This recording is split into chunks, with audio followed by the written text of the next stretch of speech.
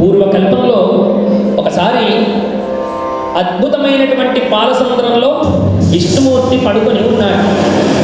పడుకొని ఉంటే ఆయన నాభి కమలంలో నుంచి పుట్టాడు బ్రహ్మదేవుడు. పుట్టగానే అటు ఇటు చూస్తూ ఉన్నాడు. చూస్తూ ఉంటే ఆయనకు పైన ఏమీ కనిపించడం లేదు. చుట్టూ చూశాడు, తెల్లని నీళ్ళే ఉన్నాయి. అంటే ఈ లోకంలో నేనే గొప్పవాణ్ణి, నేనే అందరికంటే పైన ఉన్నాను అని బ్రహ్మదేవుడికి అనిపించింది.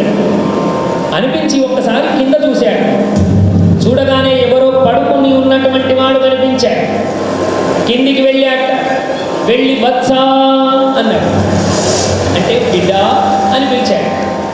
అనగానే విష్ణుమూర్తి ఒక్కసారి కళ్ళు తెరిచి అలా బ్రహ్మదేవుడిని చూశాడు. ఓహో, అంటే నాకంటే చిన్నవాడివి నువ్వు ఈ లోకంలో ఉన్నావని నాకు తెలుస్తూ ఉన్నది. నన్ను మోసావు కాబట్టి నీకేం వరంగా